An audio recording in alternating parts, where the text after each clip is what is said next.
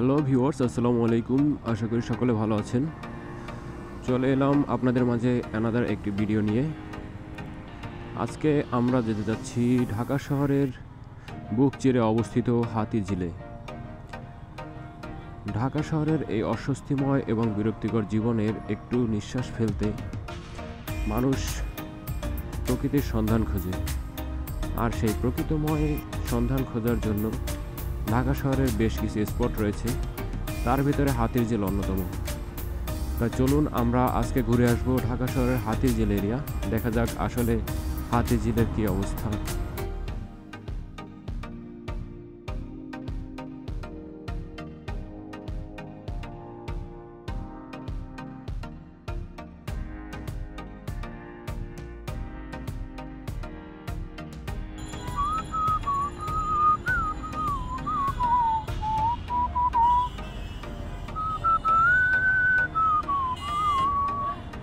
কি দরকার ছিল এত রিস্ক নিয়ে তারপরে রাস্তা পারাপার হওয়া?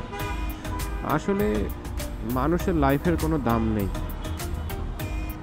কিছু মানুষ অভ্যস্ত হয়ে যায় আর কিছু মানুষ প্রেসারে পড়ে তারপরে অভ্যস্ত হয়।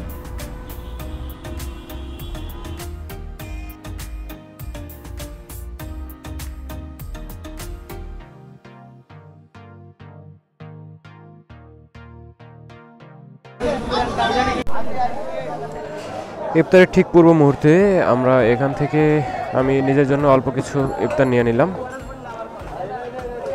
আমি ইফতার করব হাতিঝিলে। আশা করি এখানকার ইফতারের মান ভালোই হবে।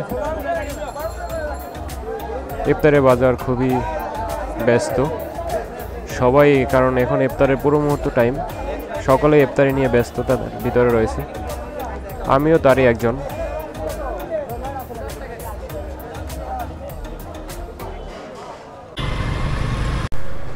আমরা চলে এসেছি হাতিঝিলের ঠিক মিডল পয়েন্টে যে ব্রিজটি রয়েছে এখানে বসে আমি আজকে ইফতার করব। তো তারপরে আপনাদের ঘুরিয়ে দেখাবো হাতিঝিলের চারপাশে মনোরম পরিবেশ এবং সন্ধ্যার পরের অবস্থান।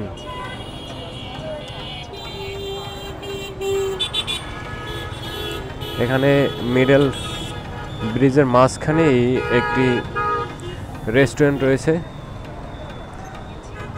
তো আপনারা চাইলে এখানে ইফতারের জন্য বসতে পারেন।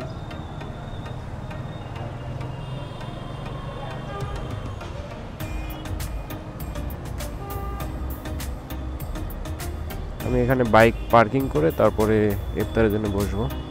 ইফতার ও নামাজের পরে বের হলাম। চলুন আপনাদের হাতিঝিল ঘুরিয়ে নিয়ে আসি।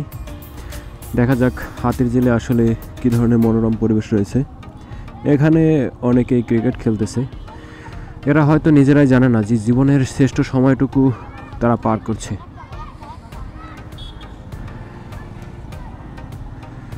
হাতিঝিল জনসাধারণের জন্য উন্মুক্ত করা হয় 2013 সালে।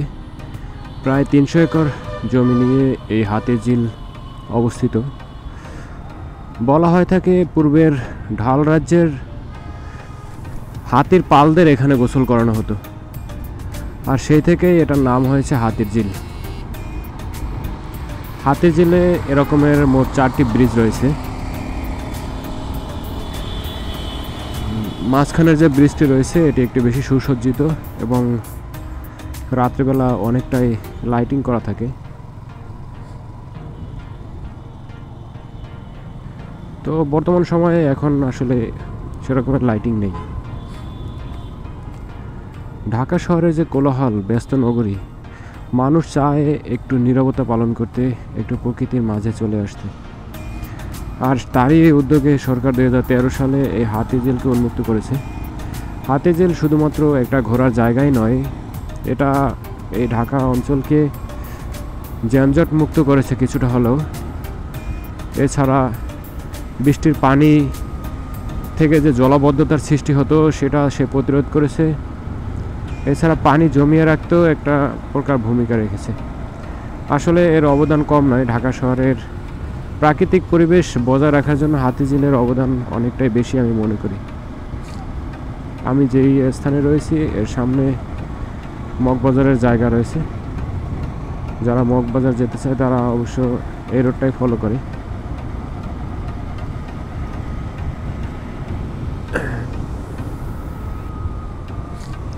হাতিঝিলের রাস্তা অনেকটাই নিরিবিলি। এই যে দেখুন, উল্টো সাইডে বাইক চলে এসেছে।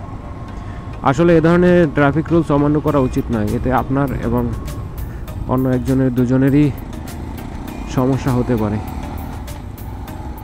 আমি মনে করি যে ট্রাফিক রুলস ফলো করা ছাড়া আপনার কোনো উপায় নেই। যতক্ষণ আপনি ট্রাফিক রুলস ফলো করবেন ততক্ষণ আপনি সেফ থাকবেন।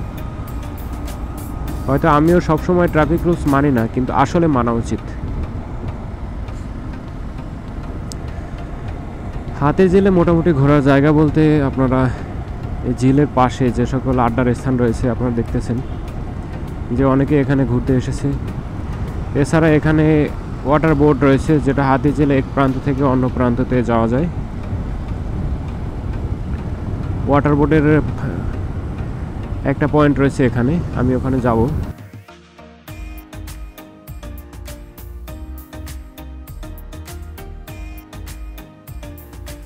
বোটের প্রথম পয়েন্ট হলো এটা। এখান থেকে আপনি টিকিট কাটার মাধ্যমে যেতে পারবেন।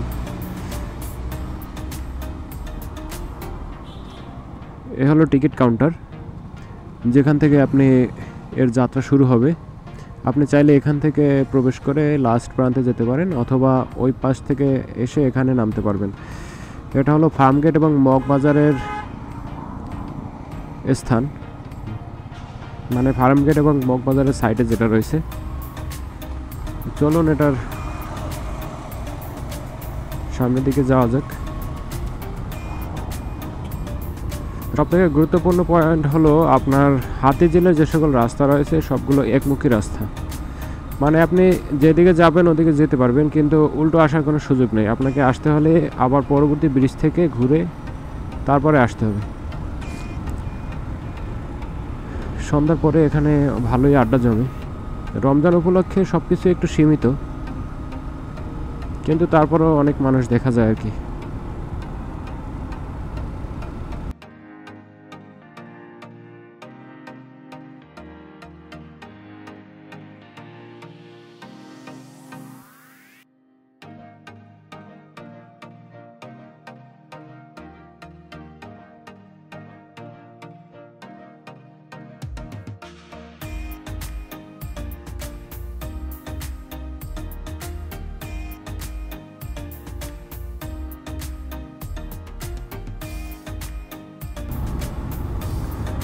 যারা সাধারণত নৌকা ভ্রমণ করে থাকেন, হাতিঝিলে নৌকা ভ্রমণ করতে ইচ্ছুক, নৌকা ভ্রমণের আসলে একটি পয়েন্ট হলো মগবাজার এবং আরেকটি পয়েন্ট হলো এই রামপুরা।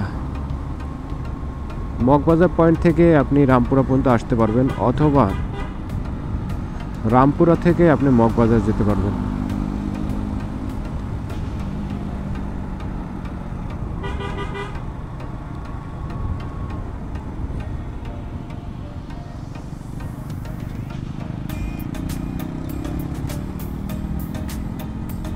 এটি হাতিঝিলের সর্বশেষ ব্রিজ। হাতিঝিলে এরকমের 4টি ব্রিজের কথা বলেছিলাম। এটি রামপুরার প্রথম ব্রিজ, এবং অপোজিট সাইডে যে লাস্ট ব্রিজ রয়েছে সেটি হলো মগবাজারের প্রথম ব্রিজ, এবং মাঝখানে আরও 2টি ব্রিজ রয়েছে।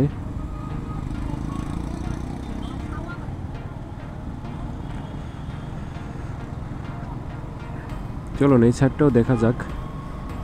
আমার এই জার্নি শেষ হবে মগবাজার পয়েন্টে।